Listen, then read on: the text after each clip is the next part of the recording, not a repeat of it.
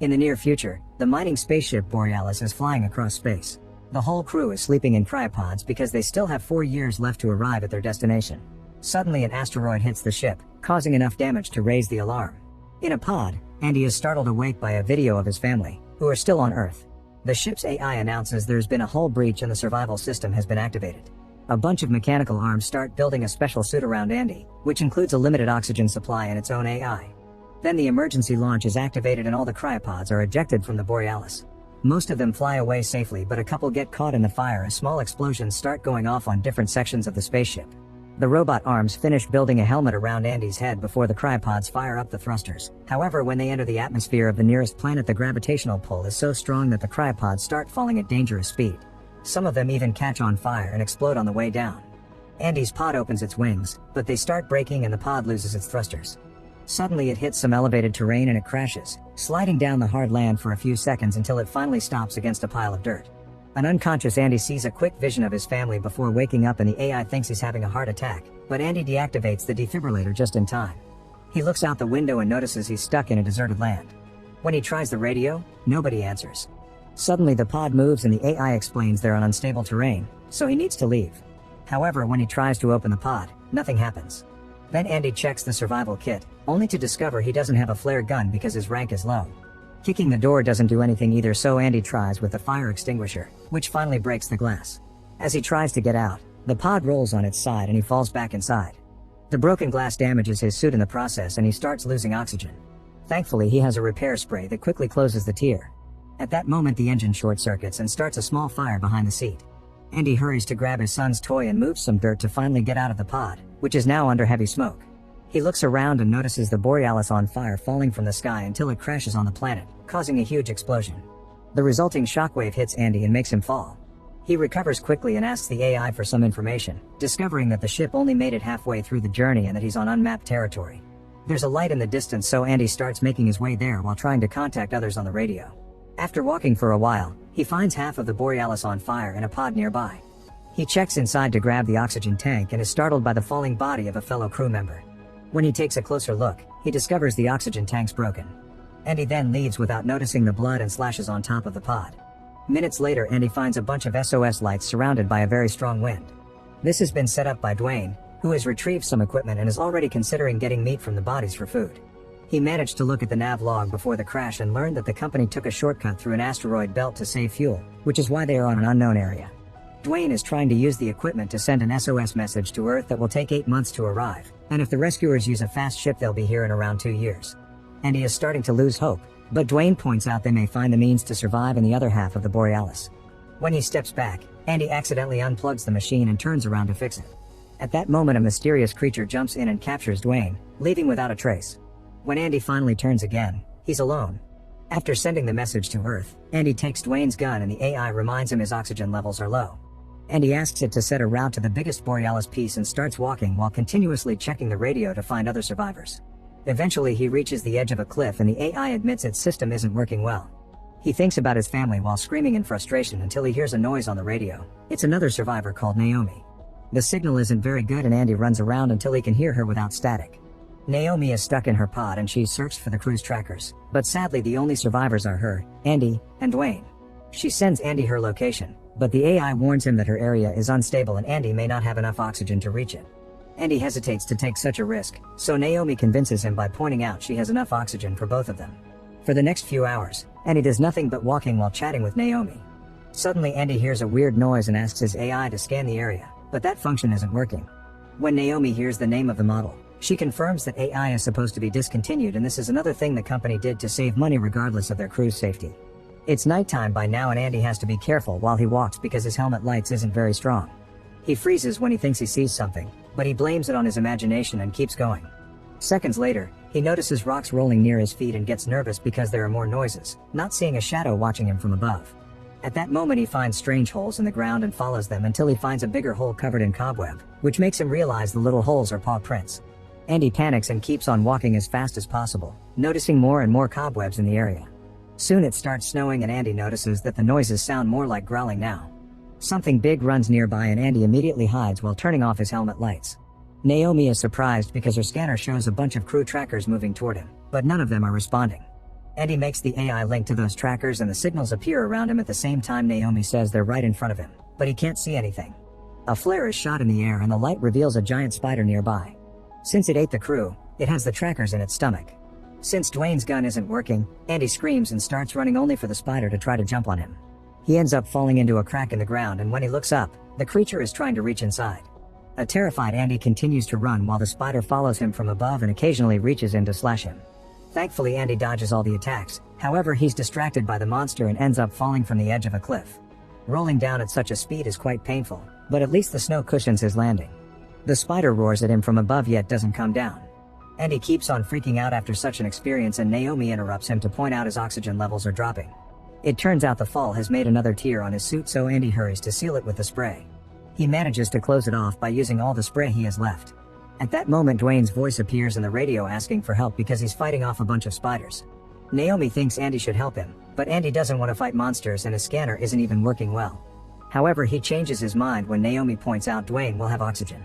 As Andy runs among the crashed pods, he sees the flares being shot by Dwayne and follows them to finally find him. Dwayne is about to share the monster's weakness when the spider jumps on him again, so Andy has to hide and hear on the radio how Dwayne is killed. He runs to hide behind a different pod hoping to escape, only to find a second monster nearby also feeding on bodies. Naomi activates the AI voice and lights in one of the pods, and one of the spiders is distracted by it, allowing Andy to run and hide inside another pod. Then Naomi tries to activate a different pod to distract the other creature. However, she accidentally turns on the lights in Andy's and he's startled by a body. Thankfully, she manages to activate all the other pods too, and now that both spiders are distracted, Andy can finally run away. Soon the monsters realize they were tricked and start following him, only to freeze when Andy enters a foggy area. After the spiders leave, Andy tells Naomi she should be finding a safe spot too, but Naomi can't feel her legs. She's starting to have a panic attack, so Andy sings the song he used to sing for his son to help her calm down. Afterward, he keeps going and comes across a bunch of fireflies creating a beautiful view with their lights. One lands on his helmet and suddenly turns red to attack him. It can't do damage alone, but soon the other fireflies turn red as well and attack him together. Just running a bit is enough to leave them behind. However, a growling sound indicates the fireflies were scared of something else. Suddenly the ground opens and a monster's giant mouth comes out to capture Andy, covering him with a nasty substance to keep him frozen in place. Andy is swallowed little by little until every inch of his body is inside the beast's mouth. Remembering the AI, Andy announces he's having a heart attack. The defibrillator is activated and the resulting electric shock is so strong that the monster spits Andy out. The creature is now pretty angry and coming for him, so Andy runs to hide inside something that looks like a tree trunk. There's a hole in the ground there, causing Andy to fall and end up in a firefly nest. The little aliens immediately turn red and start poking him while he runs, only leaving him alone when he manages to get out of the tunnel. Afterward, the AI informs Andy that his current oxygen level will be enough to reach the Borealis but not likely to reach Naomi, who also thinks he should go to the ship. Andy refuses to give up now and keeps running in her direction. Soon he's surrounded by flames from the crash and he has so much trouble breathing that he falls. Gathering the strength to push through, Andy forces himself to move again and finally finds Naomi in her pod.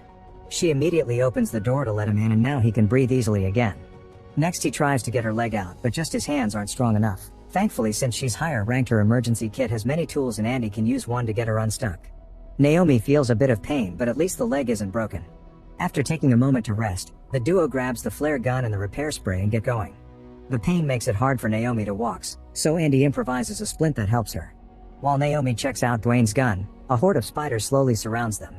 The duo immediately starts running and Naomi keeps asking her suit AI to inject her with medicine to keep her leg moving. As the spiders chase after them, Naomi and Andy make it to the other half of the Borealis, which seems to be in decent condition.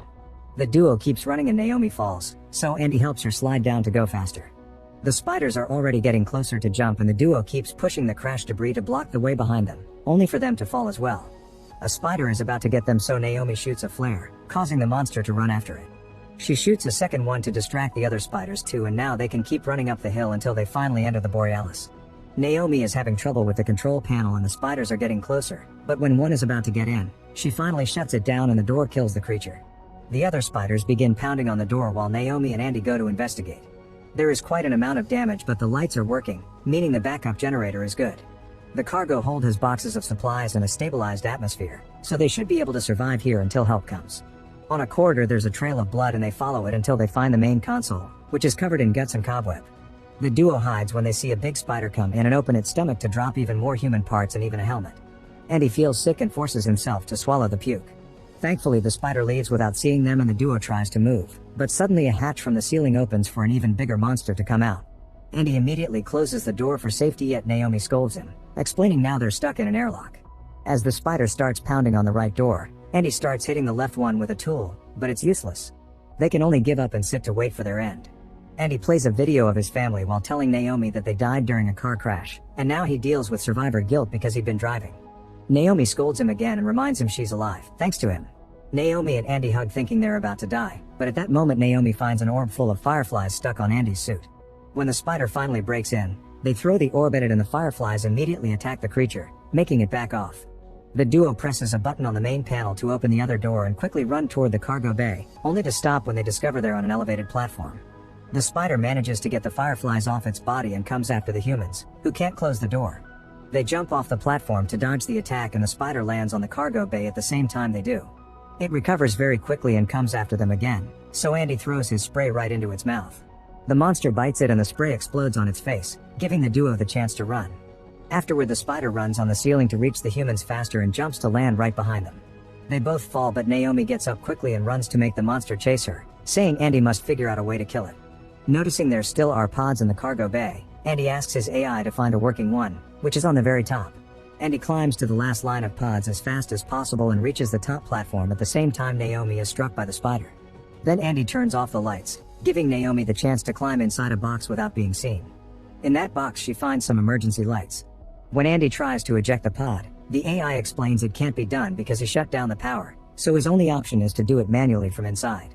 Andy gets into the pod and connects his AI to it while Naomi comes out of the box with the lights hanging around her body, which makes the spider go after her again.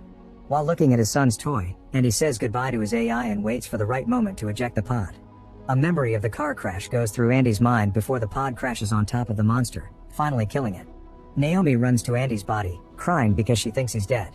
But after lots of begging from her part, Andy wakes up perfectly alive and well. The duo then goes to the window and looks at the beautiful sunrise while holding hands. Make sure to subscribe and turn on notifications so you can watch more videos like this. Thanks for watching.